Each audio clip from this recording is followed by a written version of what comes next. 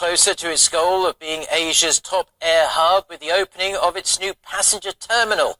Incheon International Airport Corporation is holding a grand opening event for its second passenger terminal on this Friday and opening it up to the public for the first time on Saturday. Terminal 2 is an independent terminal with a full set of facilities including check-in, customs, immigration and boarding gates.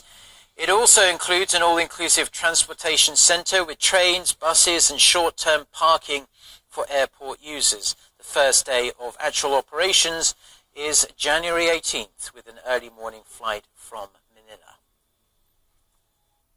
Now, President Moon Jae-in's New Year press conference this week put more pressure on the National Assembly to craft a proposal for revising the Constitution. However, it will not be easy, with rival parties sharply at odds over a variety of issues, from the timing to the specifics. Kim Min-ji reports. The ruling Democratic Party of Korea has called for all-out efforts from rival parties to reach an agreement on amending the Constitution, to have a bill ready by February and hold a referendum in tandem with local elections in June. I'm calling on all parties to overcome their minor differences, come to a conclusion, and fulfill the duties entrusted to us by the people, and to avoid the government having to decide the issue on its own. Rival parties have been engaged in talks to amend the basic law, since many see it as outdated and not reflecting social and economic changes since its last revision 30 years ago.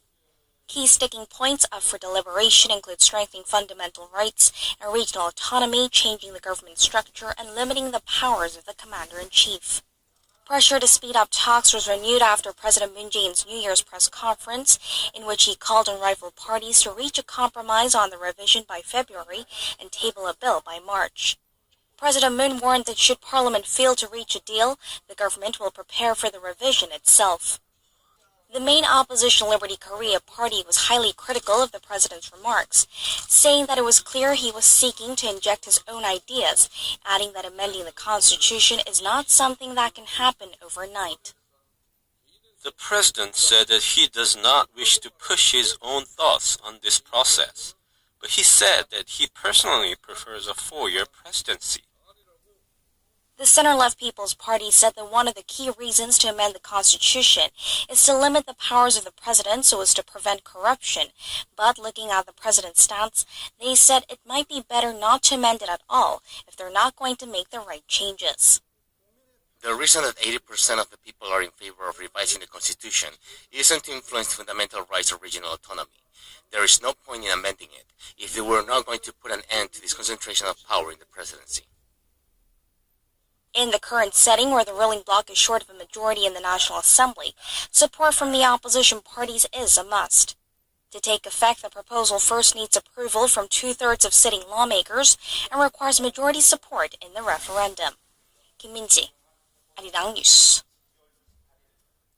Now let's turn our attention to the continuing probe into a scandal-ridden company that many believe former President Lee Myung-bak used to manage his secret funds. Prosecutors raided the headquarters of auto parts maker Das on Thursday and confiscated evidence. The first prosecution search since the special unit was established on the case 2 weeks ago. Investigators suspect the company, that appears on the surface at least to be owned by the former president's older brother, kept some $11 million in slush funds under dozens of fake names, evaded taxes, and embezzled money. Attention is now being drawn to whether the materials secured through the raid will uncover some new leads as to whether former President Lee is the actual owner of the company. Scores of consumers here in Korea have filed a class action lawsuit against Apple over the iPhone slowdown controversy. While Apple faces numerous lawsuits around the world over this issue, it marks the first time a case has been brought here in Korea. Park Ji-won reports. A total of 122 consumers have filed a collective lawsuit against Apple headquarters and Apple Korea, demanding compensation due to a recent software update that slowed down older iPhone models. A civic group called Citizens United for Consumer Sovereignty represents a plaintiff.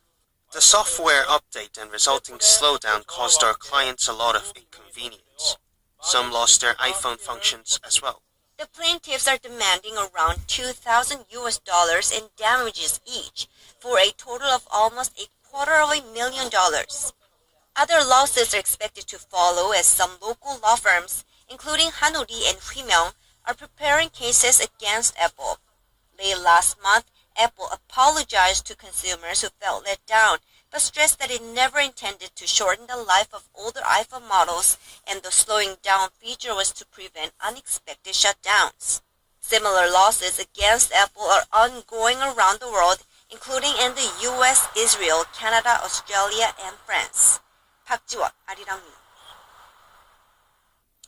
European powers are urging the United States to uphold the 2015 Iran nuclear deal signed by President Trump's predecessor, Barack Obama. The call comes as Trump faces a Friday deadline to decide whether to waive major sanctions on Iran lifted under the agreement. Noah Ram reports. The foreign ministers of Britain, France, Germany and the EU met with their Iranian counterpart in Brussels on Thursday to reaffirm their commitment to the accord. They said the deal was vital for international security, and the British Foreign Secretary, Boris Johnson, said a better deal would be hard to come by. I want to stress, just in conclusion, that I don't think anybody has so far produced a better alternative to the JCPOA as a way of preventing the Iranians from going ahead with the acquisition of their military nuclear capability. I don't think anybody has come up with a better idea, and I think it's incumbent on those who oppose the JCPOA really to come up with that better solution, because we haven't seen it so far.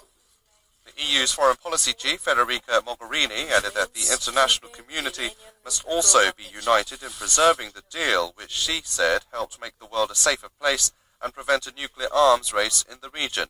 The JCPOA, signed by Obama 3 years ago, lifted sanctions on Iran in return for the regime to put drastic curbs on its nuclear program.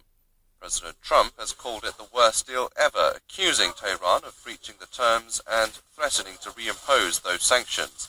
The plea by the European ministers came a day before President Trump has to decide whether to sign a series of waivers to keep the suspension of sanctions intact. The US State Department said it expects a decision to be made later Thursday or by the Friday deadline. Treasury Secretary Steve Mnuchin has said he expects President Trump to impose sanctions on Iran. Noaram, Arirang News. Ecuador has granted citizenship to WikiLeaks founder Julian Assange after more than 5 years of living in asylum at the nation's embassy in London. The country's foreign minister said Thursday that Assange was naturalized in the middle of last month at his request. Ecuador gave him political asylum